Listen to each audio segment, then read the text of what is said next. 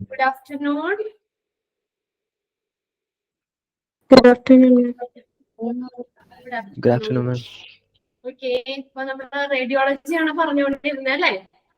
നോക്കിയായിരുന്നോ കഴിഞ്ഞ ദിവസം നമ്മള് പഠിച്ചതൊക്കെ ഒന്ന് വായിച്ചായിരുന്നോ? വായിച്ചു നോക്കി. ഓക്കെ, അപ്പൊ നമ്മള് റേഡിയോളജി കഴിഞ്ഞ ക്ലാസ്സില് നമ്മൾ അതിനകത്ത് ലൊക്കേഷൻ റേഡിയോളജി ഡിപ്പാർട്ട്മെന്റ് എവിടെയാണ് ലൊക്കേറ്റ് ചെയ്യുന്നത്, അതിന്റെ ലൊക്കേഷനുമായിട്ട് ബന്ധപ്പെട്ട് വരുന്ന പോയിന്റ്സ് പറഞ്ഞു. പിന്നെ അതിന്റെ physical facilities and space necessities ഏതൊക്കെയാണെന്നുള്ളത് പറഞ്ഞു. പിന്നെ റേഡിയേഷൻ റിസ്കുകളാണ് പറഞ്ഞത്. റേഡിയോളജി ചെയ്തതിനു ശേഷം വരുന്ന റേഡിയേഷൻ റിസ്കുകൾ എന്തൊക്കെയാണെന്നും പറഞ്ഞു. പിന്നെ ലാസ്റ്റ് നമ്മൾ റെഗുലേറ്ററി ബോഡി, അതിനകത്ത് ഒരു എക്സ്പാൻഡഡ് ഫോം പഠിക്കാനുണ്ട്. AERB എന്ന് പറയുന്ന ആറ്റോമിക് എനർജി റെഗുലേറ്ററി ബോർഡ്, അതും കൂടി നോക്കുക. നെക്സ്റ്റ് നമ്മൾ ഇന്ന് നോക്കുന്നത് ഡയഗ്നോസ്റ്റിക് ഏരിയ ആണ്. അപ്പൊ നമ്മൾ ആരെങ്കിലും ഒക്കെ അപർണയുടെ ആരും പറഞ്ഞിരുന്നു, പ്രതീക്ഷോ ആരെങ്കിലും ഒക്കെ റേഡിയോളജിയിൽ കയറിയിട്ടുണ്ടോ? എക്സ്റേ എടുക്കോ അല്ലെങ്കിൽ സ്കാനിങ് ഒക്കെ ചെയ്തിട്ടുണ്ടോ? ഇല്ല മാം. ഇല്ല. പിന്നെ ആരാ നമ്മുടെ കൂടെയുള്ള? പ്രതീക്ഷ ഉണ്ട്, അപർണയുണ്ട്, അശ്വിനി ചെയ്തിട്ടുണ്ടോ? റേഡിയോളജി റൂമിൽ കയറിയിട്ടുണ്ടോ? കയറിയിട്ടുണ്ട് അല്ലേ? റേഡിയോഗ്രാഫറാ. കയറിയിട്ടുണ്ട് എന്നാണ് പറഞ്ഞത്. എനിക്ക് ക്ലിയർ ആവുന്നില്ല. ഇവിടെ കുറച്ച് നെറ്റിന്റെ എന്തോ പ്രശ്നങ്ങളൊക്കെ ഉണ്ട്. നമ്മള് പുതിയ സ്ഥലത്തേക്ക് ഷിഫ്റ്റ് ചെയ്തേണ്ടി, അതൊരു 2 ദിവസത്തിനുള്ളിൽ ശരിയാക്കാന്ന് പറഞ്ഞ ഇടയ്ക്കിടയ്ക്കൊരു വോൾട്ടേജ് വേരിയേഷൻസും കാര്യങ്ങളൊക്കെ വരുന്നുണ്ട്. അതുകൊണ്ടാണോ എന്ന് അറിയില്ല. ക്ലിയർ ആവുന്നില്ല. ചിലപ്പോ പറയുന്നത് ക്ലിയർ ആവുന്നില്ല. ഞാൻ പറയുന്നത് നിങ്ങൾക്ക് ക്ലിയർ ആവുന്നുണ്ടല്ലോ. ക്ലിയർ അല്ലേ? എന്തെങ്കിലും പ്രശ്നം ഉണ്ടെങ്കിൽ പറയണം കേട്ടോ. ഞാൻ വിചാരിക്കും നിങ്ങൾക്ക് അത് ക്ലിയർ ആണെന്നുള്ളതാണ് ഞാൻ വിചാരിക്കുള്ളൂ. ഓക്കെ, അപ്പൊ നമ്മൾ ഇനി റേഡിയോളജി റൂം അല്ലെങ്കിൽ ഡയഗ്നോസ്റ്റിക് ഏരിയ, ആ ഏരിയ റൂമിനെ സംബന്ധിച്ച് എന്തൊക്കെ കാര്യങ്ങളാണ്, അവിടെ എന്തൊക്കെയാണ് ശ്രദ്ധിക്കേണ്ടത്, അല്ലെങ്കിൽ എങ്ങനെ വേണം സിറ്റുവേറ്റ് ചെയ്യാൻ എന്നുള്ള കാര്യങ്ങളൊക്കെയാണ് പറയുന്നത്. Diagnostic area. ഡയഗ്നോസ്റ്റിക് ഏരിയ എന്ന് പറഞ്ഞാൽ റേഡിയോളജി റൂം ആണ് കേട്ടോ. Radiology room are secured that people cannot come 1 meter of its outside wall. അതായത് നമ്മള് ഇപ്പൊ റേഡിയേഷൻ, നമ്മളിപ്പോ ഒരു റേഡിയോളജി റൂം എന്ന് പറഞ്ഞാൽ ഡയറക്റ്റ് നമ്മൾ ആ റൂമിലേക്ക് അല്ലല്ലോ എൻ്റർ ചെയ്യുന്നത്. അത് പുറത്തു നിന്നുള്ള ആ പുറം ഭിത്തിയിൽ നിന്ന് 1 മീറ്റർ അകലെ ആയിരിക്കണം. അവിടെ വരെ ആളുകൾക്ക് വരാൻ പറ്റത്തുള്ളൂ. അപ്പൊ അതായത് ആ റൂം, ആ വാള് കഴിഞ്ഞിട്ട് കുറച്ച് സ്പേസ് ഉണ്ടാവും അതിൻ്റെ ഉള്ളിൽ, 1 മീറ്ററോളം സ്പേസ് ഉണ്ടാവും. അത് കഴിഞ്ഞിട്ടാണ് ആ റേഡിയോ എക്സ്റേ എടുക്കുന്നത് അല്ലെങ്കിൽ സ്കാൻ ചെയ്യുന്ന ആ റൂം എന്ന് പറയുന്നത്. ഓപ്പറേഷൻ തിയേറ്ററും അതുപോലെ തന്നെയല്ലേ. നമ്മൾ നേരെ ഡോർ തുറന്ന നേരെ ഓപ്പറേഷൻ തിയേറ്ററിലേക്കാണ് കയറുന്നേ. പുറമെ ഒരു വാൾ ഉണ്ടാവും. അത് കഴിഞ്ഞ് കുറച്ച് സ്പേസ് കഴിഞ്ഞിട്ട് വേറൊരു റൂമിലായിരിക്കും അവിടെ എന്താ ഓപ്പറേഷനും കാര്യങ്ങളും സർജറി കാര്യങ്ങളൊക്കെ ചെയ്യുന്നത്. അല്ലാതെ നേരെ ഡോർ ചെയ്തിട്ട് നമ്മൾ നേരെ തിയേറ്ററിലേക്ക് അല്ല കയറുന്നത്. അതുപോലെ ഇവിടെ പറഞ്ഞേക്കുന്ന radiology room are secluded. Secluded എന്ന് പറഞ്ഞാൽ ഒറ്റപ്പെടുക, അത് ഒറ്റപ്പെട്ട് നിൽക്കണം. People cannot come 1 metre of its outside wall. ആളുകൾക്ക് അതിന്റെ പുറം ഭിത്തിയിൽ നിന്ന് 1 മീറ്റർ വരെ വരാൻ കഴിയുള്ളൂ. അപ്പൊ അതായത് ആ ഒരു ഡിസ്റ്റൻസ് അവിടെ കീപ്പ് ചെയ്യണം. നേരെ ആളുകൾക്ക് എൻട്രി ചെയ്യാൻ രീതിയിലുള്ളത് ആവരുത്. ആ റൂം, ആ ഒരു പുറമെയുള്ള ഔട്ട്സൈഡ് വാൾ കഴിഞ്ഞിട്ട് അവിടുന്ന് 1 മീറ്റർ ഡിസ്റ്റൻസ് വേണം. അതിനുശേഷമായിരിക്കണം റേഡിയോളജി റൂം എന്ന് പറയുന്നത്. ഓക്കെ, സെക്കൻഡ് പോയിന്റ് എന്താ? The windows are avoided. Windows ഒഴിവാക്കണം. കുറെ വിൻഡോസ് ഒന്നും പാടില്ല അവിടെ. To lessen the penetration of radiation in the nearby area. അപ്പൊ ഈ നമ്മുടെ എക്സ്റേ ഒക്കെ എടുക്കുമ്പോൾ സ്കാനിങ് ഒക്കെ ചെയ്യുമ്പോൾ റേഡിയേഷൻസ് അല്ലേ വരുന്നത്. അപ്പൊ ആ റേഡിയേഷൻസ് ഒക്കെ ജനലിൽ കൂടെ പെനിട്രേറ്റ് ചെയ്ത് പുറത്തേക്ക് പോകാതിരിക്കാൻ വേണ്ടിയിട്ട് അവിടെ വിൻഡോസ് ഒക്കെ എന്ത് ചെയ്യണം? അവോയ്ഡ് ചെയ്യണം. The windows are avoided to lessen the penetration of radiation in the nearby area. തൊട്ടടുത്തുള്ള ഏരിയയിലേക്ക് ആ വിൻഡോ കൂടെ റേഡിയേഷൻ അത് പെനിട്രേറ്റ് ചെയ്ത് പോകാതിരിക്കാൻ വേണ്ടിയിട്ട് വിൻഡോസ് ഒക്കെ ഒഴിവാക്കണം. ഓക്കെ, അപ്പൊ നിറച്ചും ജനലൊക്കെ ആണെങ്കിൽ ആ വിൻഡോസിൽ കൂടെ റേഡിയേഷൻസ് ഇങ്ങനെ സ്കാൻ ചെയ്യുമ്പോഴൊക്കെ ഉണ്ടാകുന്ന ആ റേഡിയേഷൻസ് പുറത്തേക്ക് പോകും. അപ്പൊ അതിൽ പോകുന്ന ആളുകൾക്കൊക്കെ എന്താ ആളുകളുടെ മേത്തൊക്കെ പതിക്കാനൊക്കെ ചാൻസ് ഉണ്ട്. അപ്പൊ അതുകൊണ്ട് തന്നെ വിൻഡോസ് ഒഴിവാക്കണം. Avoid to lessen the penetration of radiation in the nearby area. Lessen എന്ന് പറഞ്ഞാൽ കുറയ്ക്കുക എന്നുള്ള മീനിങ് കേട്ടോ. പെനിട്രേഷൻ കുറയ്ക്കാൻ വേണ്ടിയിട്ട് വിൻഡോസ് അവോയ്ഡ് ചെയ്യണം. ഇനി തേർഡ് പോയിന്റ് നോക്കിയേ, all walls and doors to be painted washable paints of good quality. എല്ലാ വാൾസും ഡോറും പെയിന്റ് ചെയ്യണം. ഇങ്ങനെയാണ് washable paints of good quality.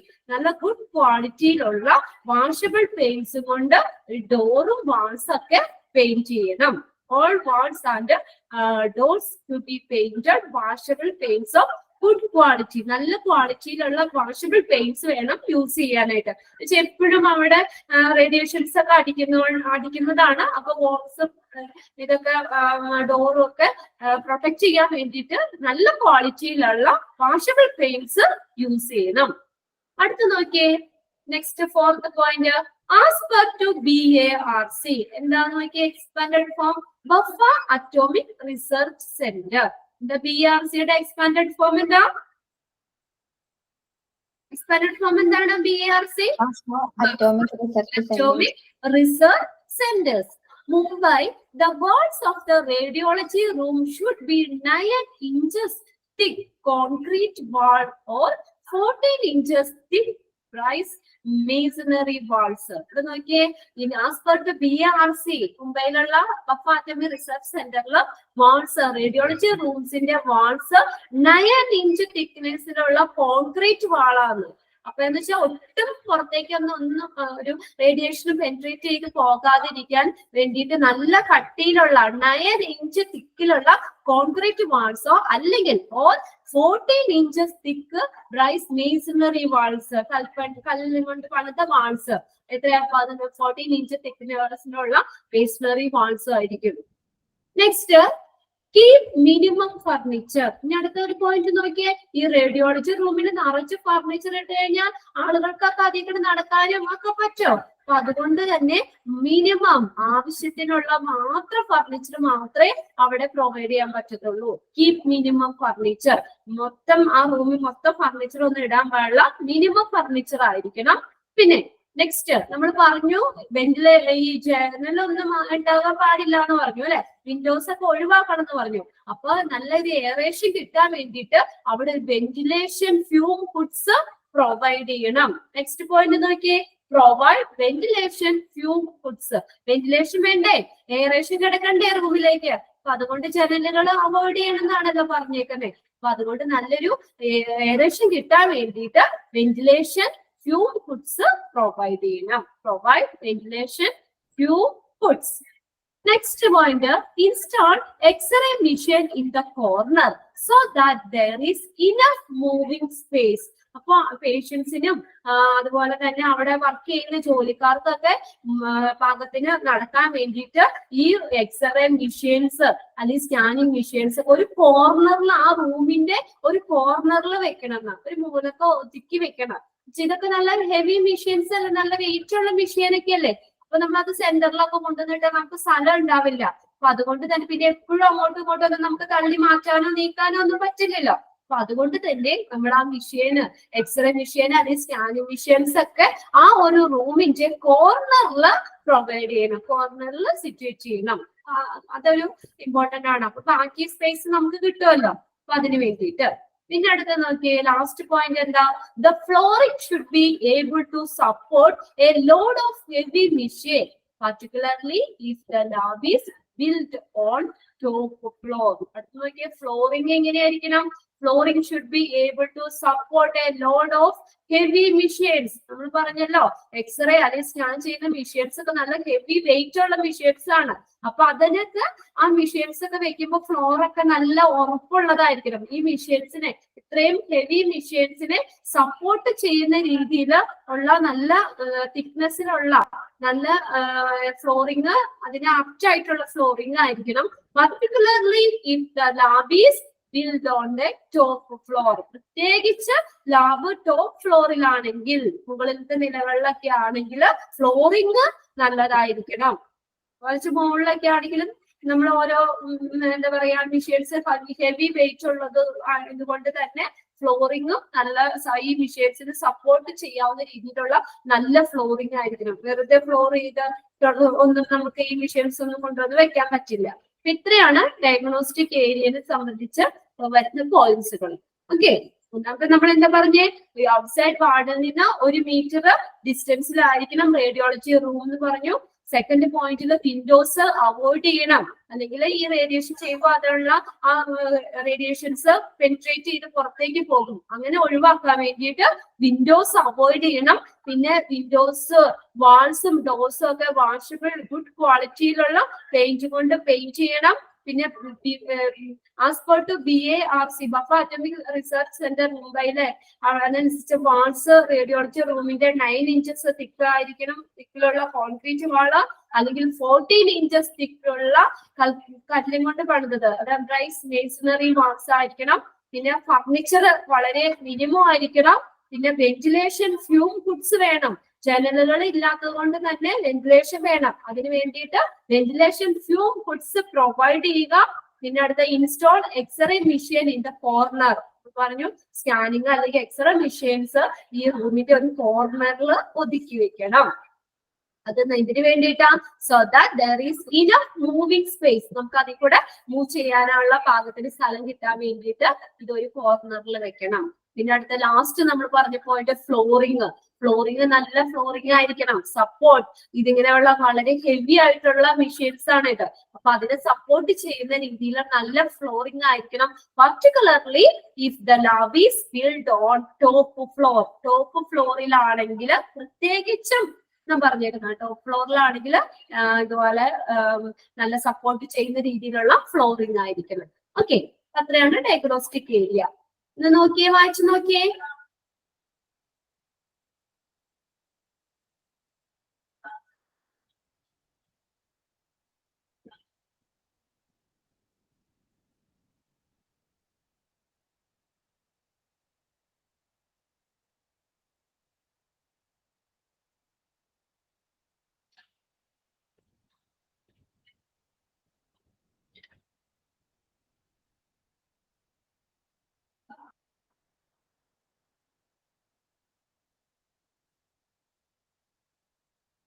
കഴിഞ്ഞ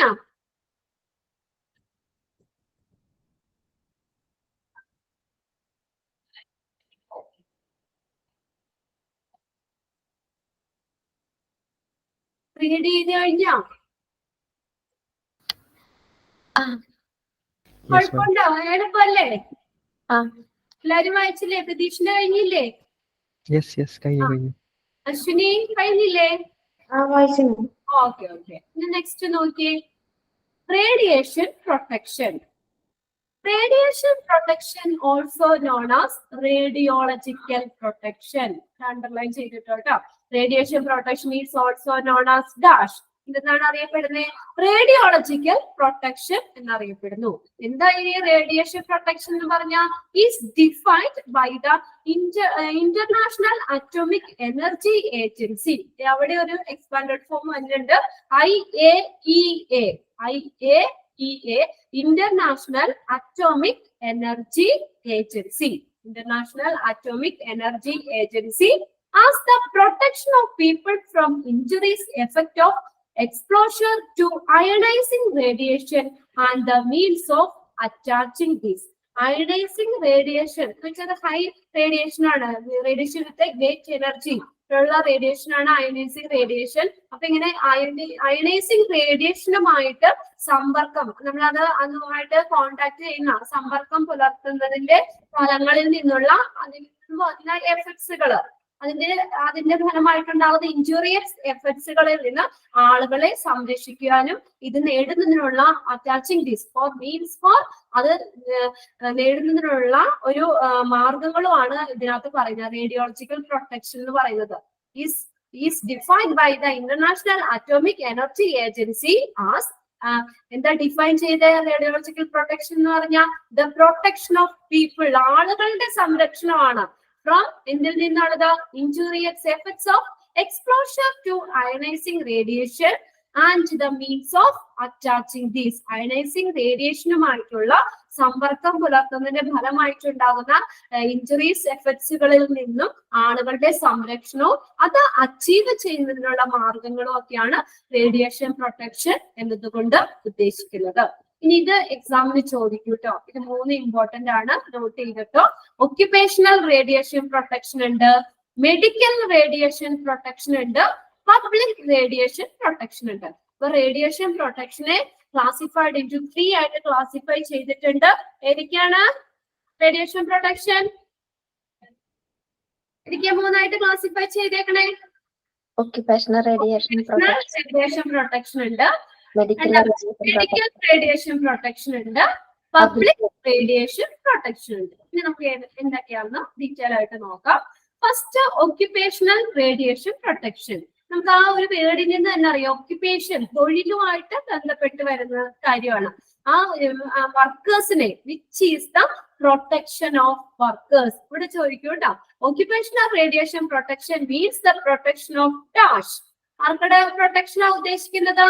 വർക്കേഴ്സ്, ജോലിക്കാരുടെ. ആ ഒരു റേഡിയോളജി ഡിപ്പാർട്ട്മെന്റിൽ വർക്ക് ചെയ്യുന്ന ജോലിക്കാരുടെ പ്രൊട്ടക്ഷൻ ഉദ്ദേശിച്ചുകൊണ്ടാണ് ഉള്ളതാണ് ഒക്യുപേഷണൽ റേഡിയേഷൻ പ്രൊട്ടക്ഷൻ എന്ന് പറയുന്നത്.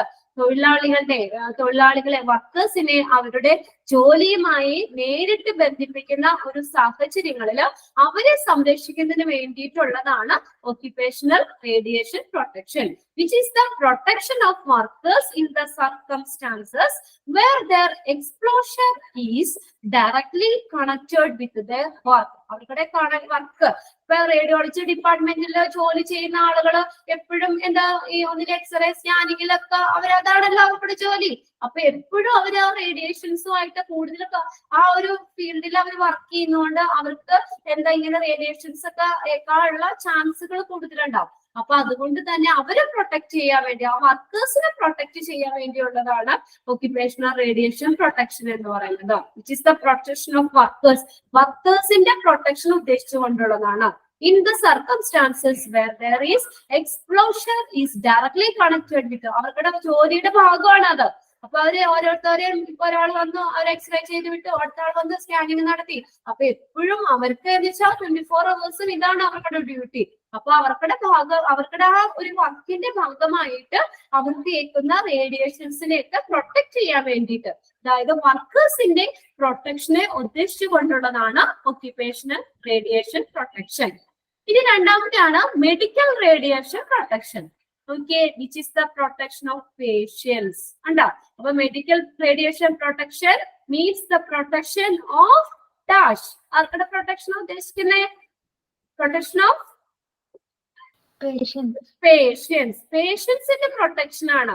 Exposed to radiation as part of the diagnosis or treatment. അവരുടെ രോഗനിർണയത്തിന്, ഡയഗ്നോസിസിന്, ട്രീറ്റ്മെന്റിന്റെ ഭാഗമായിട്ട് അല്ലെങ്കിൽ ഡയഗ്നോസിസിന്റെ ഭാഗമായിട്ട് അവർ റേഡിയോളജി ഡിപ്പാർട്ട്മെന്റിൽ വരുമ്പോൾ അവർ റേഡിയേഷൻ ഒക്കെ ചെയ്യുമ്പോൾ, എക്സ്റേ ചെയ്യുമ്പോൾ, സ്കാനിങ് ചെയ്യുമ്പോൾ ഒക്കെ പേഷ്യൻസ് അതിനെ പ്രൊട്ടക്ട് ചെയ്യുക. ആ റേഡിയേഷനിൽ നിന്ന് പേഷ്യൻസിനെ പ്രൊട്ടക്ട് ചെയ്യാൻ വേണ്ടി ഉദ്ദേശിച്ചതാണ് മെഡിക്കൽ റേഡിയേഷൻ പ്രൊട്ടക്ഷൻ എന്ന് പറയുന്നത്. This is the protection of patient exposed to radiation as part of their diagnosis or treatment. ഡയഗ്നോസിസിന്റെ ഭാഗമായിട്ട് അല്ലെങ്കിൽ ട്രീറ്റ്മെന്റിന്റെ ഭാഗമായിട്ട് ആ റേഡിയേഷൻ ചെയ്യുന്ന റേഡിയോളജി ഡിപ്പാർട്ട്മെന്റിൽ വരുന്ന റേഡിയേഷന്റെ ഭാഗമാകുന്ന ആ പേഷ്യൻസിന്റെ പ്രൊട്ടക്ഷൻ ഉദ്ദേശിച്ചുകൊണ്ടുള്ളതാണ്. അപ്പൊ അവര് ഡ്രസ്സൊക്കെ ധരിക്കൂലേ, പ്രത്യേകം ഡ്രസ്സൊക്കെ ധരിച്ചിട്ടല്ലേ എക്സ്റേ സ്കാനിങ് ഒക്കെ ചെയ്യുന്നത്. അപ്പൊ അങ്ങനെ അടുത്തതാണ് പബ്ലിക് റേഡിയേഷൻ പ്രൊട്ടക്ഷൻ. മൂന്നാമത്തെ പബ്ലിക് റേഡിയേഷൻ പ്രൊട്ടക്ഷൻ. അപ്പൊ ഇത് ആർക്കുടെ റേഡിയേഷൻ ഇത് പ്രൊട്ടക്ഷൻ ഉദ്ദേശിച്ചിട്ടായിരിക്കും? പബ്ലിക്കിന്റെ, അല്ലെ?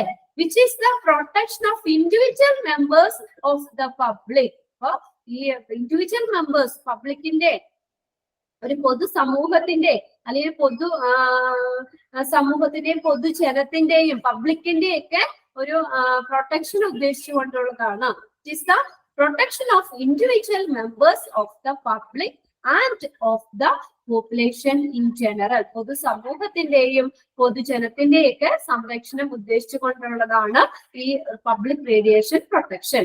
അത് 3 ക്ലിയർ ആയോ? Occupational radiation protection, which is the protection of workers, medical radiation protection, which is the protection of patients. The public radiation protection means the protection of individual members of the public and of the population in general. The examine ചോദിക്കും, important ആണ് കേട്ടോ. Okay അല്ലേ? മനസ്സിലായ മൂന്നെണ്ണം? Clear അല്ലേ? അതുപോലെ ഒന്ന് ഓർത്ത് പഠിക്കാം. Occupational radiation protection, which is the protection of workers. Medical radiation protection, which is the protection of patients. Public radiation protection is the protection of individual members of the public. Okay. In the next one, measures. Measures to be taken for protection. Measures to be taken. ഇതൊന്നും അല്ലെങ്കിൽ എന്ത് വായിച്ചു നോക്കിയാൽ മൂന്നെണ്ണം എന്നിട്ട് next അടുത്ത് പറയാം.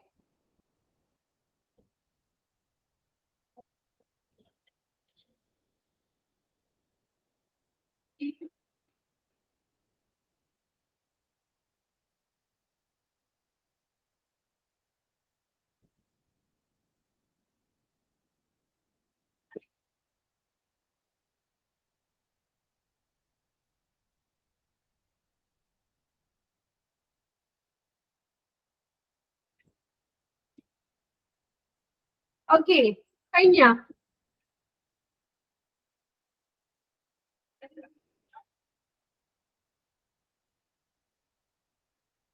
Ready ചെയ്ത് കഴിഞ്ഞോ?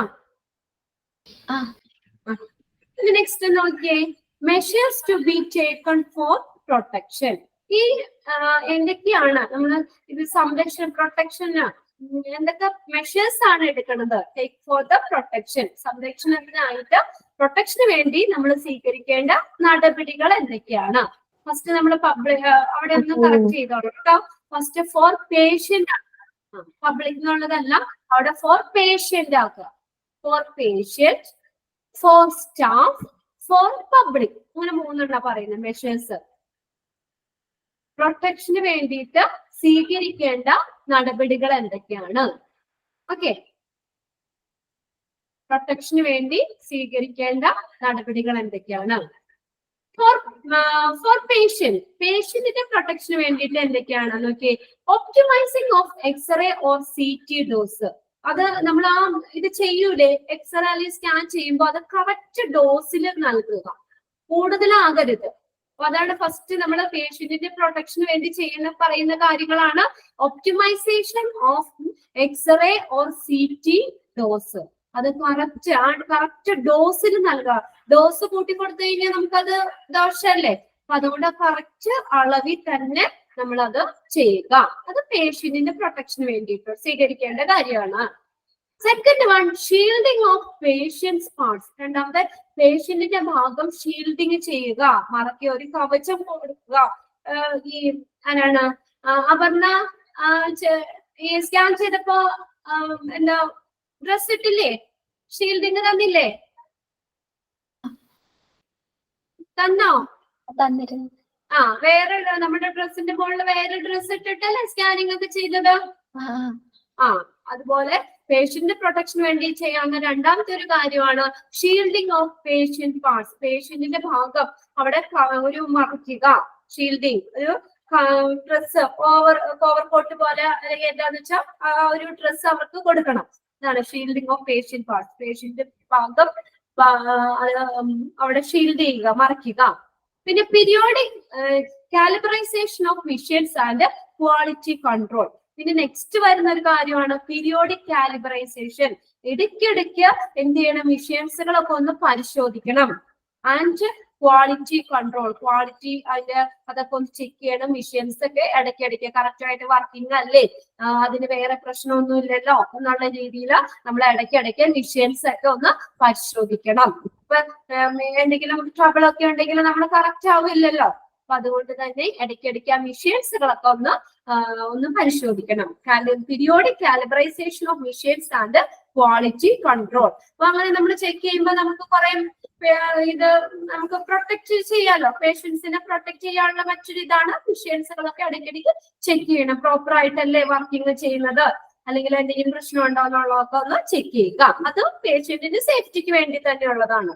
പിന്നെ അടുത്ത് നോക്കിയേ, reduce the time spend near the x-ray source. അതും ഒരു ഇമ്പോർട്ടന്റ് ആയിട്ട് കാര്യമാണ്. നമ്മൾ കുറെ നേരം അവിടെ ആ എക്സ്റേ റൂമിന്റെ അവിടെ സ്പെൻഡ് ചെയ്യുന്നത് ഒഴിവാക്കണം. നമുക്ക് പെട്ടെന്ന് തന്നെ എക്സ്റേ എടുത്ത് പോരാവുന്ന അല്ലെങ്കിൽ സ്കാൻ ചെയ്ത് പോരാവുന്ന ഒരു സിറ്റുവേഷൻ അവിടെ ഉണ്ടാവണം. ഉണ്ടാവും. റെഡ്യൂസ് ചെയ്യാന്ന് വെച്ചാൽ കുറയ്ക്കുക.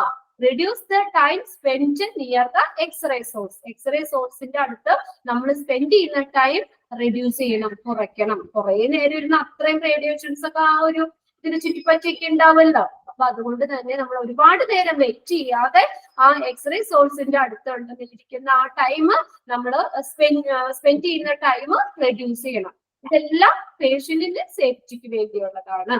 ഓക്കെ, പ്രതീക്ഷ ഒന്ന് വായിച്ചേ 4 പോയിന്റ്. പേഷ്യന്റ് സേഫ്റ്റിക്ക് വേണ്ടി എന്തൊക്കെയാണ് നമ്മൾ ചെയ്യാൻ പറ്റുന്നത്? For patients, optimization of X-ray or CT dose, shielding of patient parts, periodic calibration of machines and quality control. Periodic calibration of machines ഒക്കെ ഇടയ്ക്കിടയ്ക്ക് ഒന്ന് ചെക്ക് ചെയ്തുകൊണ്ടിരിക്കുക. Reduce the time spent near the X-ray source. എക്സ്റേ സോഴ്സിന്റെ അടുത്ത് spend ചെയ്യുന്ന time കുറയ്ക്കുക. Clear അല്ലേ? 4 പോയിന്റ് ക്ലിയർ അല്ലേ? Yes. ഓക്കെ, ഇനി നെക്സ്റ്റ് നോക്കാം നമുക്ക് ഫോർ സ്റ്റാഫ്. ഇനി അവിടെ വർക്ക് ചെയ്യുന്ന സ്റ്റാഫ് ഇല്ലേ, ജോലിക്കാരില്ലേ, അവരുടെ പ്രൊട്ടക്ഷന് വേണ്ടിയിട്ട് എന്തൊക്കെ മെഷേഴ്സ് ആണ് നമുക്ക് എടുക്കാൻ പറ്റുന്നത്? ഈ വർക്കേഴ്സിന്റെ പ്രൊട്ടക്ഷന് വേണ്ടി ചെയ്യാൻ പറ്റുന്ന കാര്യങ്ങളാണ് ഇനി അടുത്ത് പറഞ്ഞേക്കുന്നത്. അതും 4 പോയിന്റ് ആയിട്ടാണ് പറഞ്ഞേക്കുന്നത്. ഫസ്റ്റ് നോക്കിയേ, ആഡിക്വേറ്റ് ഡിസ്റ്റൻസ്. അത് ചോദിക്കും കേട്ടോ, ചോദിക്കും ആ ഡിസ്റ്റൻസ് എത്രയാണ് ചോദിക്കും. Between the machine and control panel. മെഷീനും കൺട്രോളും പാനലും തമ്മിലുള്ള ആ ഡിസ്റ്റൻസ് 3 മീറ്റർ MT ആണ്. 3 MT തന്നിട്ടുണ്ട്. 3 metre between the machine and control panel. ആ ഒരു ഡിസ്റ്റൻസ് നമ്മൾ കീപ്പ് ചെയ്യണം. ആഡിക്വേറ്റ് ഡിസ്റ്റൻസ്, തൊട്ട് ചേർന്ന് നിൽക്കാൻ പാടുള്ള ആ ഒരു ഡിസ്റ്റൻസ് അവിടെ കീപ്പ് ചെയ്യണം. Adequate distance between the machine and control panel. മെഷീനും കൺട്രോൾ പാനൽ തമ്മിലുള്ള ഒരു ഡിസ്റ്റൻസ് 3 മീറ്റർ ഡിസ്റ്റൻസ് കീപ്പ് ചെയ്യണം. ഇത് സ്റ്റാഫിന്റെ അവിടെ ജോലി ചെയ്യുന്ന വർക്കേഴ്സിന്റെ സേഫ്റ്റിക്ക് വേണ്ടി പറയുന്ന കാര്യമാണ്. നെക്സ്റ്റ് നോക്കിയാൽ ലീഡ് അപ്രോൺ. ലീഡ് അപ്രോൺ എന്ന് വെച്ചാൽ ഓവർകോട്ട്, ഉപരിവസ്ത്രം. അവിടെ വർക്ക് ചെയ്യുന്ന സ്റ്റാഫും ഓവർകോട്ട് ഇടുന്നില്ലേ? ഇല്ലേ പറഞ്ഞ കുട്ടി? അല്ലേ? സ്കാൻ ചെയ്യുന്ന അവിടെ നിൽക്കുന്ന റൂമിൽ നിൽക്കുന്ന അവരെ സ്റ്റാഫുകളും വേറെ ഡ്രസ് അല്ലേ ഇടുന്നത് പ്രൊട്ടക്ഷന് വേണ്ടിയിട്ട്. അതുപോലെ ലീഡ് അപ്രോൺ ഉപരിവസ്ത്രം, അവരുടെ ഡ്രസ്സിന് മുകളിൽ എക്സ്ട്രാ വേറെ ഡ്രസ്സ് ധരിക്കാം. ഗ്ലൗസ്, കയ്യിലൊക്കെ ഗ്ലൗസ് ഇടാം. ആൻഡ് ഗൂഗിൾസ് ഗൂഗിൾസ് എന്ന് വെച്ചാൽ കണ്ണടകള്, ഗോഗിൾസ്, കണ്ണടക്കാ പറയുന്നത്. കണ്ണട വെക്കാം, കണ്ണിലേക്ക് ആ റേഡിയേഷൻസ് ഒക്കെ അടിക്കാതിരിക്കാൻ വേണ്ടിയിട്ട് അവർക്ക് സ്പെക്ടിക്കിൾസ്, കണ്ണട വെക്കാം. During the time of positioning the patient. ആ പേഷ്യന്റിനെ എക്സ്റേ ചെയ്യുന്ന അല്ലെങ്കിൽ സ്കാൻ ചെയ്യുന്ന ടൈമില് ആ ജോലിക്കാര്, അത് ചെയ്യുന്ന ആളുകള് എന്താ ഡ്രസ്സ്, ഓവർകോട്ട് ഡ്രസ്സ് ധരിക്കാം, ഗ്ലൗസ് ധരിക്കാം, സ്പെക്ടിക്കിൾസും ധരിക്കാം. കണ്ണിന്റെ സേഫ്റ്റിക്ക് വേണ്ടിയിട്ട് കണ്ണടയും വെക്കാം അവർക്ക്. ഓക്കെ, നെക്സ്റ്റ് തരുന്ന നോക്കിയേ, 3rd point, usage of personal displaying devices TLD, thermo luminescent dosimeter. Usage of personal displaying devices use ചെയ്യാം. ഡോസിമീറ്റർ എന്ന് പറഞ്ഞ എന്താണ്? The instrument that measure exposure to ionizing radiation over a given period.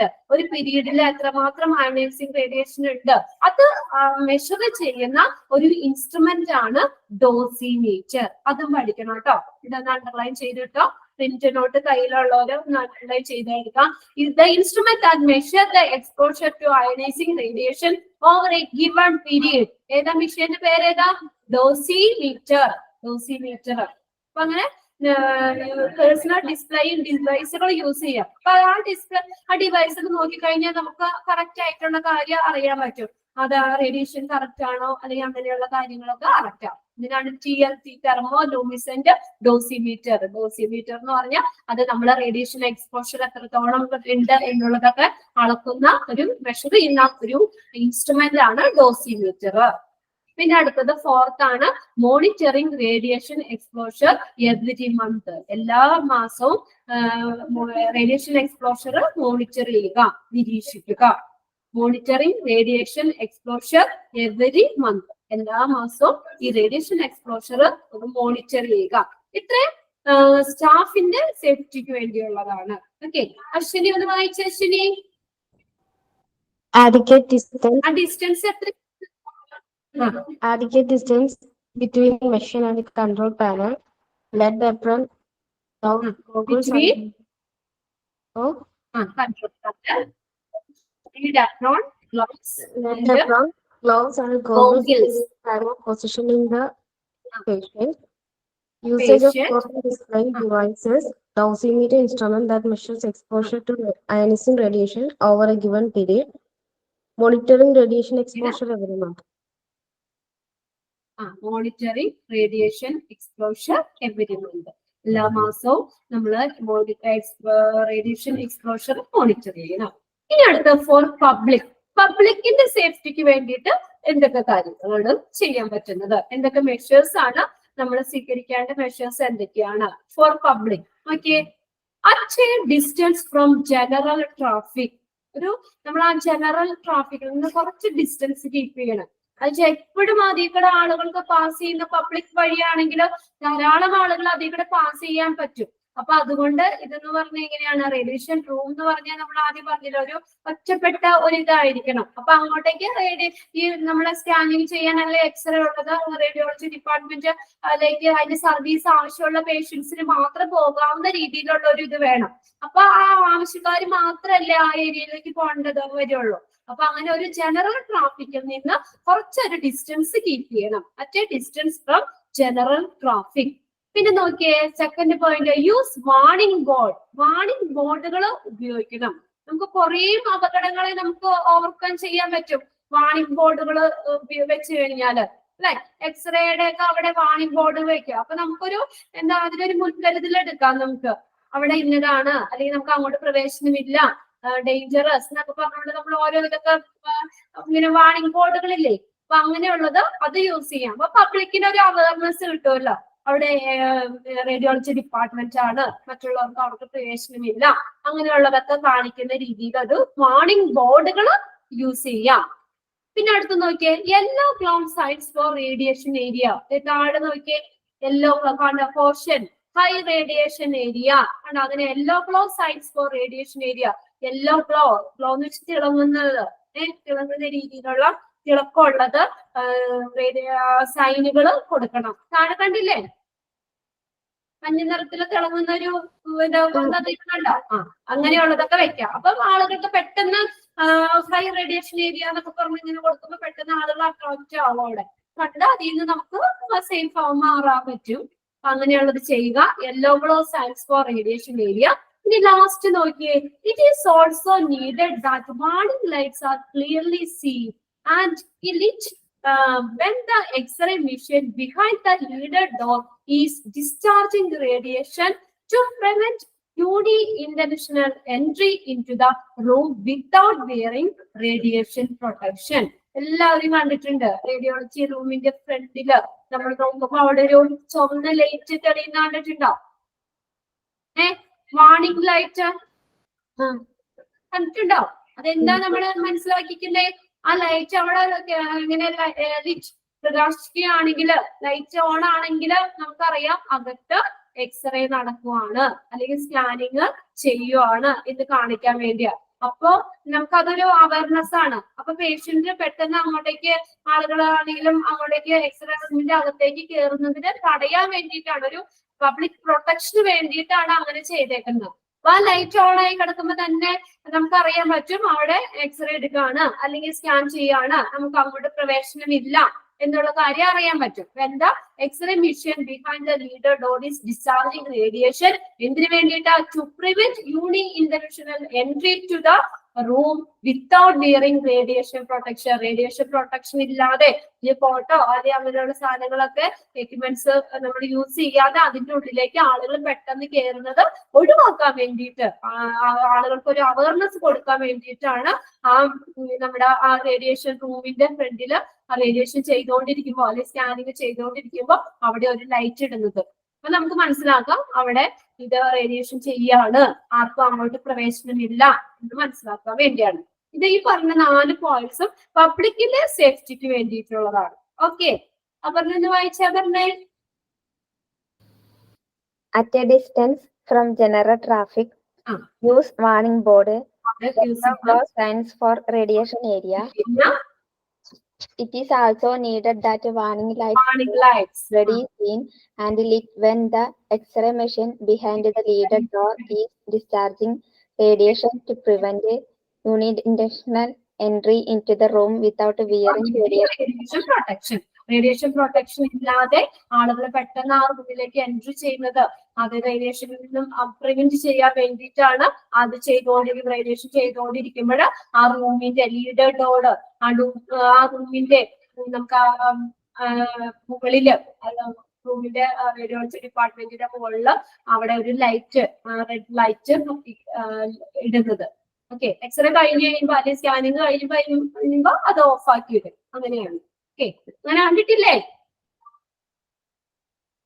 കണ്ടിട്ടില്ലേ? ആ, okay. ഇത്രയാണ് radiation ഇതിനകത്ത് വരുന്ന റിസ്കുകൾ. Measures to be taken for the പ്രൊട്ടക്ഷന് വേണ്ടി എടുക്കുന്ന മെഷേഴ്സ്. ഫോർ പബ്ലിക്കിന്റെ പറഞ്ഞു, ഫോർ സ്റ്റാഫിന്റെ പറഞ്ഞു, പിന്നെ ഫോർ പേഷ്യൻസ്, മൂന്നെണ്ണം പറഞ്ഞു.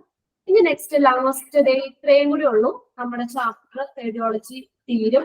The administration must make sure the following. ഇനി അഡ്മിനിസ്ട്രേഷൻ എന്തൊക്കെ കാര്യങ്ങളാണ് ഉറപ്പാക്കേണ്ടത്? ഓക്കെ, അഡ്മിനിസ്ട്രേഷൻ ഇനി എന്തൊക്കെ കാര്യങ്ങൾ ഉറപ്പാക്കണം ഇതാ പറഞ്ഞേക്കണം. Administration must make sure the following. ഈ പറയുന്ന കാര്യങ്ങളൊക്കെ അഡ്മിനിസ്ട്രേഷൻ ഉറപ്പാക്കേണ്ട കാര്യങ്ങളാണ്. Enlarging and consenting all radiology department policies and codes of action for the radiology department. Enlarging എന്ന് വെച്ചാൽ ഡെവലപ്പ് ചെയ്യുക, അതുപോലെ തന്നെ അപ്രൂവ് ചെയ്യുക. എല്ലാ പോളിസികളും നടപടിക്രമങ്ങളും ഒക്കെ ഡെവലപ്പ് ചെയ്യുകയും അത് അപ്രൂവ് ചെയ്യുകയും ചെയ്യണം. അഡ്മിനിസ്ട്രേഷന്റെ ഭാഗത്തു നിന്നുള്ള കാര്യങ്ങളാണ് കേട്ടോ.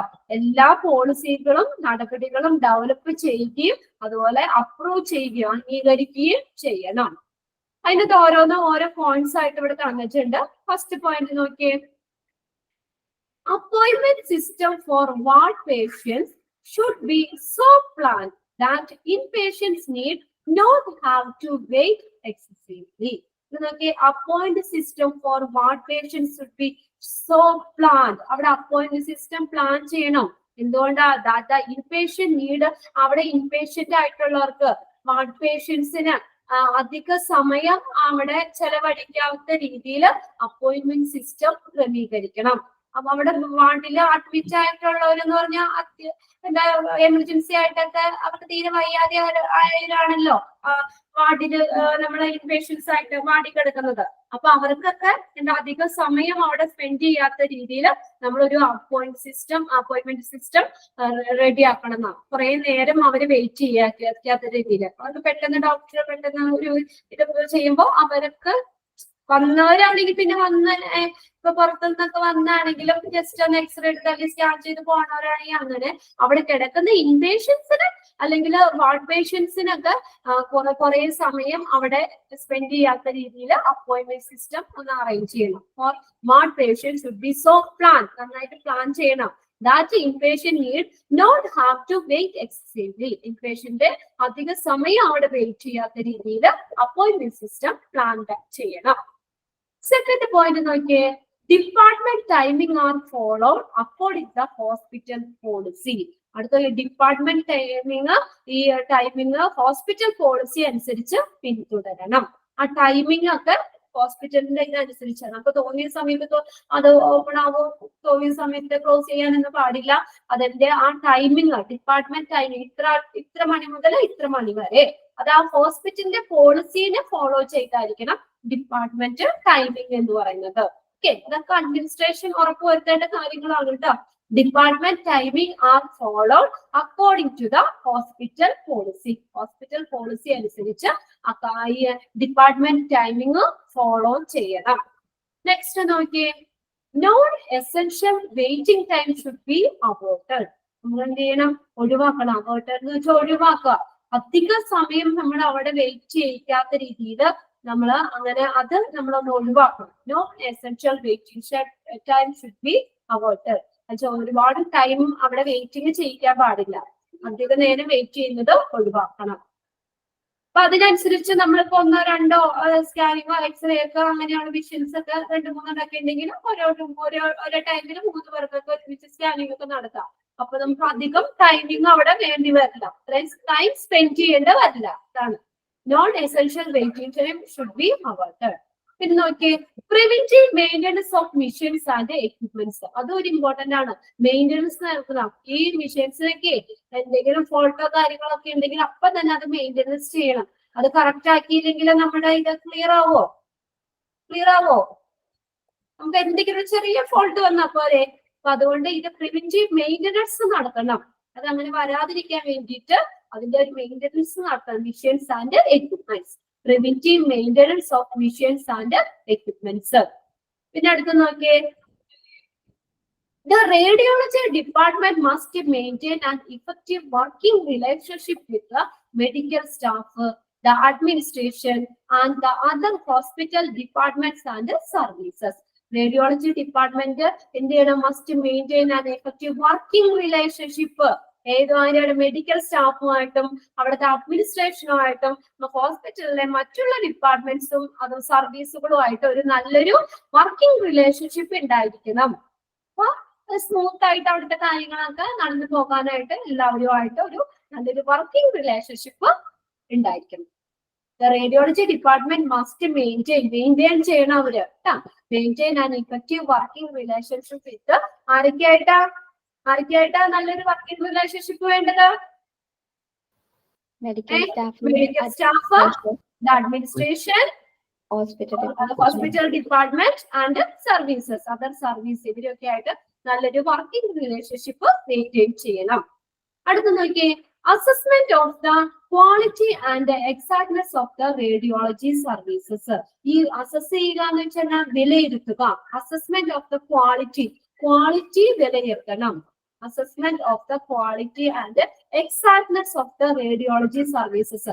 റേഡിയോളജി സർവീസിന്റെ ക്വാളിറ്റിയും കൃത്യതയും വിലയിരുത്തണം, അസസ് ചെയ്യണം. നല്ല ക്വാളിറ്റി ഉണ്ട്, നല്ല ആക്യുറേറ്റ് ആണ്, കൃത്യതയും ക്വാളിറ്റി ഒക്കെ വിലയിരുത്തണം. അതും അഡ്മിനിസ്ട്രേഷൻ ചെയ്യേണ്ടതാണ് കേട്ടോ.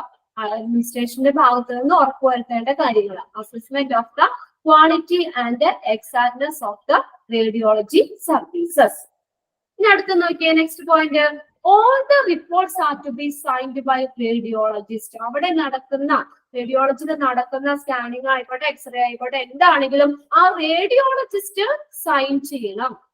നമ്മൾ വെറുതെ ഇതെടുത്ത് കൊടുക്കുകയല്ല ചെയ്തത്. എല്ലാ റിപ്പോർട്ടുകളും റേഡിയോളജിസ്റ്റ് സൈൻ ചെയ്യണം. all the reports are to be signed by radiologist. Radiology ഡിപ്പാർട്ട്മെന്റിൽ എല്ലാ റിപ്പോർട്ടുകളും റേഡിയോളജിസ്റ്റ് സൈൻ ചെയ്യണം. റേഡിയോളജിസ്റ്റ് എന്ന് പറഞ്ഞ ആരാ? റേഡിയോളജിസ്റ്റ് ആരാ? റേഡിയോളജിസ്റ്റ് മെഡിക്കൽ പ്രൊഫഷണൽ ആണ് കേട്ടോ. റേഡിയോളജിസ്റ്റ് ഈസ് എ റേഡിയോളജിസ്റ്റ് എന്ന് പറഞ്ഞ ഒരു മെഡിക്കൽ പ്രൊഫഷണൽ. റേഡിയോളജിയിൽ പ്രൊഫഷണൽ ഡോക്ടേഴ്സ് ആണ്. ഇമേജിംഗ് ടെക്നിക്സ് ഒക്കെ കറക്റ്റ് ആയിട്ട് യൂസ് ചെയ്യാൻ പഠിച്ച ആ ഒരു പ്രൊഫഷണൽ ആണ് റേഡിയോളജിസ്റ്റ്. അപ്പൊ എല്ലാ റിപ്പോർട്ടുകളും ഇങ്ങനെ റേഡിയോളജിസ്റ്റ് സൈൻ ചെയ്യണം. നെക്സ്റ്റ് നോക്കിയേ, next point, there should be well trained and registered radiographers. well trained ആയിട്ടുള്ള റേഡിയോഗ്രാഫേഴ്സ് വേണം. റേഡിയോഗ്രാഫേഴ്സ് ഒക്കെ മെഡിക്കൽ പ്രൊഫഷണൽ തന്നെയാണ് കേട്ടോ. സ്പെഷ്യലൈസ്ഡ് ഡയഗ്നോസ്റ്റിക് ഇമേജിംഗിൽ പ്രൊഫഷണൽ ആയിട്ടുള്ളവരാണ് റേഡിയോഗ്രാഫേഴ്സ്. അവര് നല്ല വെൽ ട്രെയിൻഡ് ആയിട്ടുള്ള രജിസ്ട്രേർഡ് ആയിട്ടുള്ള റേഡിയോഗ്രാഫേഴ്സ് വേണം. At least one should be available on call at all time. ഏത് സമയത്തും വിളിച്ചാൽ കിട്ടുന്ന രീതിയിലുള്ള ഒരു റേഡിയോഗ്രാഫേഴ്സ് അവിടെ അവൈലബിൾ ആയിരിക്കണം. അതൊരു ഇമ്പോർട്ടന്റ് ആയിട്ടുള്ള കാര്യമാണ്. there should be a well trained and registered radiographers. at least one should be available.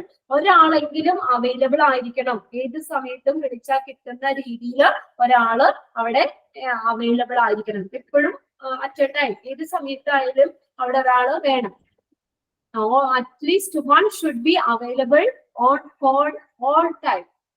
The next last point നോക്കിയേ, the standard and the regulations of Atomic Energy Regulatory Board and the Division of Radiological Protection, Buffer Atomic Research Center should be clung to.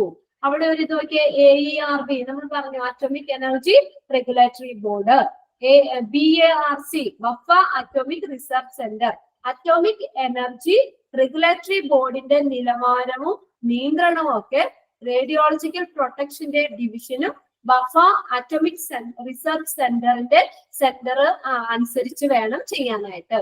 Atomic energy regulatory ബോർഡിന്റെ നിലവാരവും നിയന്ത്രണവും radiological പ്രൊട്ടക്ഷന്റെ ഡിവിഷനും ബഫർ atomic research centre അനുസരിച്ചായിരിക്കണം, അതിന് അനുസരിച്ച് വേണം ചെയ്യാനായിട്ട്. ഇത്രയും കാര്യങ്ങളാണ് ഇവിടെ അഡ്മിനിസ്ട്രേഷന്റെ ഭാഗത്തു നിന്ന് ഉള്ളത്. അത് എത്ര പോയിന്റ്സ് ഉണ്ട്? 9 പോയിന്റ്സ് ആയിട്ടാണ് കൊടുത്തേക്കുന്നത്. ഓക്കെ, അപ്പൊ അതൊന്ന് വായിച്ചു നോക്കി വേഗം.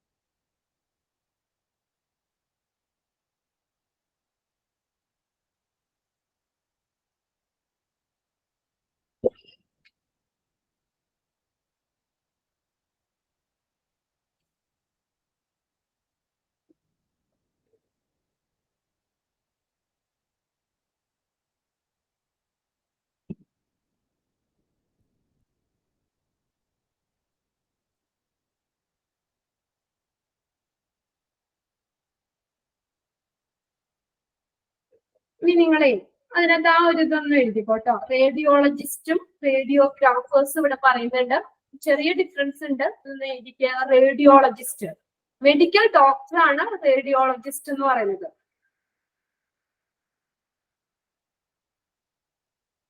Radiologist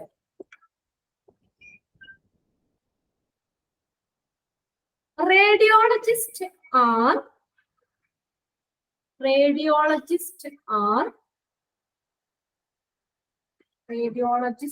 are medical doctors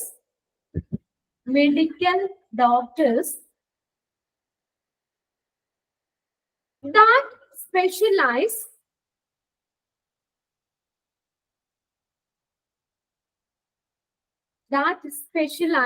in diagnosing DIAGNOSING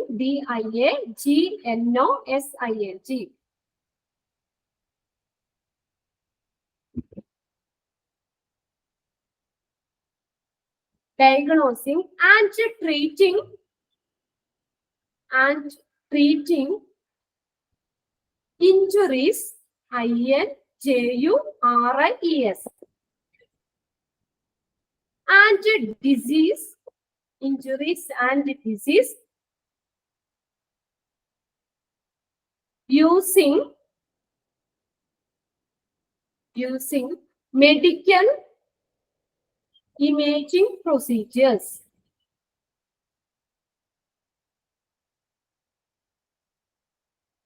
Radiologists are medical doctors that specialize in diagnosing and treating injuries and disease using medical imaging procedures. Next, radiographers. RADIOGRAPHERS, radiographers.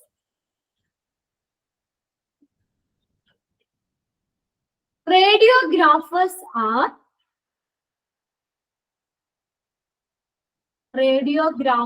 are medical professionals,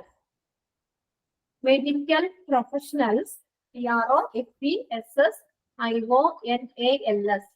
who specialize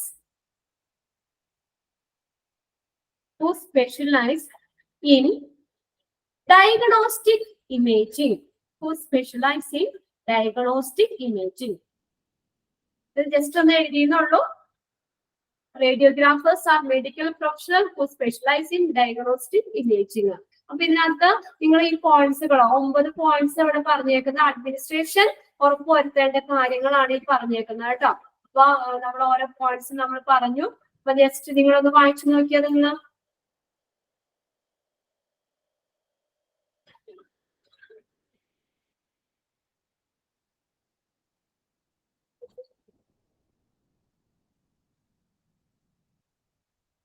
മാം ആ last point ഒന്നും കൂടി പറയോ?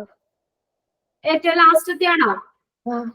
ആ The standard and the regulation of Atomic Energy Regulatory Board and the division of the radiological protection buffer atomic research should be clung to. അതെന്താ പറഞ്ഞേക്കുന്നത്? Atomic energy regulatory ബോർഡിന്റെ അതിന്റെ നിലവാരവും നിയന്ത്രണവും ഒക്കെ, അറ്റോമിക് എനർജി ബോർഡിന്റെ നിലവാരവും നിയന്ത്രണങ്ങളും റേഡിയോളജിക്കൽ പ്രൊട്ടക്ഷന്റെ ഡിവിഷനും and the division of radiological protection അത് ബഫർ അറ്റോമിക് റിസർച്ച് സെന്ററിന് അനുസരിച്ച് വേണമെന്ന്. ആ ഒരു റിസർച്ച് സെന്ററിന്റെ നിർദ്ദേശം അനുസരിച്ച് അതിനകത്ത് ഉൾപ്പെടണം എന്നുള്ള അർത്ഥമാണ്. അനുസരിച്ച് ക്ലങ് എന്ന് വെച്ചാൽ അനുസരിച്ച്, അതനുസരിച്ച് വേണം എന്നാ പറഞ്ഞേക്കുന്നത്. Division of the radiological protection ബഫർ atomic research centre should be clung to. The standard of and the regulation of Atomic Energy Regulatory Board and the division of radiological protection buffer atomic research center should be clung to. Atomic Energy Regulatory Board ന്റെ സ്റ്റാൻഡേർഡും റെഗുലേഷൻസും നിലവാരവും നിയന്ത്രണങ്ങളും ഒക്കെ നിയന്ത്രണവും അതുപോലെ തന്നെ the division of the radiological പ്രൊട്ടക്ഷന്റെ ഡിവിഷനും ബഫർ അറ്റോമിക് റിസർച്ച് സെന്റർ അനുസരിച്ചായിരിക്കണം. ഓക്കെ, ഇങ്ങനെ 9 പോയിന്റ്സ് ആണ്. അപ്പോൾ ഇന്ന് നമ്മുടെ ഈ ചാപ്റ്റർ റേഡിയോളജി എന്ന് പറഞ്ഞ ചാപ്റ്റർ ഇത് കംപ്ലീറ്റ് ആയി. ഇനി നെക്സ്റ്റ് ക്ലാസ് മൺഡേ അല്ലേ നിങ്ങൾക്ക്? മൺഡേക്ക് ഇനിയിപ്പോ നെക്സ്റ്റ് ക്ലാസ് എന്താ വെച്ചാൽ അപ്പൊ ഇതിന്റെ നമുക്ക് ഒന്നുകൂടി എന്താ കുറച്ച് ക്വസ്റ്റ്യൻസ് ഈ ഒരു ഭാഗത്ത് നിന്ന് എക്സ്ട്രാ ക്വസ്റ്റ്യൻസ് നമുക്ക് എഴുതാം. ഓക്കെ, അപ്പൊ ഇനി എന്തെങ്കിലും ഉണ്ടെങ്കിൽ നമുക്ക് അന്നേരം പറയാം. ഓക്കെ, ഇനിയിപ്പോ വേറെ സംശയമൊന്നുമില്ലല്ലോ? ഭാഗത്ത് സിമ്പിൾ അല്ലേ? എല്ലാരും വലിയ കട്ടിയായിട്ടുള്ള കാര്യങ്ങളോ മനസ്സിലാക്കാൻ പറ്റായിരിക്കൊന്നുമില്ല. ഇത് നമ്മള് കുറച്ച് പഠിച്ചുള്ളൂ. ഡയഗ്നോസ്റ്റിക് ഏരിയ എങ്ങനെയായിരിക്കണം നമ്മൾ പറഞ്ഞു. റേഡിയേഷൻ പ്രൊട്ടക്ഷൻ നമ്മൾ പറഞ്ഞു. അതിനകത്ത് occupational radiation protection, medical radiation protection, public radiation protection പറഞ്ഞു. പിന്നെ എന്തൊക്കെ മെഷേഴ്സ് ആണ് നമ്മൾ എടുക്കേണ്ടത്? ഫോർ പബ്ലിക്കിന്റെ പറഞ്ഞു, ഫോർ പേഷ്യന്റിന്റെ പറഞ്ഞു, ഫോർ സ്റ്റാഫിന്റെ പറഞ്ഞു. ഓക്കെ, അപ്പൊ അതിന്റെ മെഷേഴ്സ് നമ്മൾ പറഞ്ഞു. പിന്നെ അടുത്തത് ലാസ്റ്റ് പറഞ്ഞത് the administration must make the sure the following. എന്തൊക്കെ കാര്യങ്ങളാണ് അഡ്മിനിസ്ട്രേഷൻ ഉറപ്പുവരുത്തേണ്ട കാര്യങ്ങൾ എന്തൊക്കെയാണെന്നുള്ളതാണ് പറഞ്ഞത്. ഓക്കെ, അപ്പൊ നമ്മുടെ ക്ലാസ് വൈകിട്ട് ചെയ്യാൻ സമയമായിട്ടുണ്ട്. മാം ഒരു കാര്യം, ഇത് മാം ഏതൊക്കെ ചാപ്റ്റേഴ്സ് ആണ് എടുത്തത് ജസ്റ്റ് ഒന്ന് പേര് പറയാവോ? ലൈക്ക് നിങ്ങൾക്ക് ഞാൻ എടുത്ത ചാപ്റ്റേഴ്സ് ആണോ? ആണ്. ഓക്കെ, ഫസ്റ്റ് ചാപ്റ്റർ ഇൻട്രൊഡക്ഷൻ എടുത്തു. Second chapter history of hospitals എടുത്തു. പിന്നെ ചാപ്റ്റർ നിങ്ങളുടെ പ്രിന്റഡിൽ 18 എടുക്കണേന്ന് തോന്നുന്നു. ബ്ലഡ് ബാങ്ക് എടുത്തു. ചാപ്റ്റേഴ്സിന്റെ പേരൊന്ന് നോട്ട് ചെയ്താൽ മതി കേട്ടോ. ചാപ്റ്ററിന്റെ ഇത് എന്താ പറയാ, എത്ര നമ്പർ നിങ്ങൾ നോക്കണ്ട, ചാപ്റ്റേഴ്സിന്റെ പേര് നോക്കുക. Introduction, history of hospital, blood bank, പിന്നെ എടുത്തത് CSSD ആണ്. CSSD central sterile supply department. പിന്നെ ലാസ്റ്റ് നമ്മളിപ്പോ അഞ്ചാമത്തെ ചാപ്റ്റർ ആണ് എടുത്തത് റേഡിയോളജി. ഓക്കെ, ഇനി ഇഷ്ടംപോലെ ചാപ്റ്റേഴ്സ് ഉണ്ട് നിങ്ങൾക്ക്. Okay ma'am, thank you. Okay, thank you. അപ്പൊ നെക്സ്റ്റ് ക്ലാസ്സിൽ നമുക്ക് ഇതിന്റെ എക്സ്ട്രാ ക്വസ്റ്റ്യൻസ് ഒക്കെ എഴുതാം. ഓക്കെ,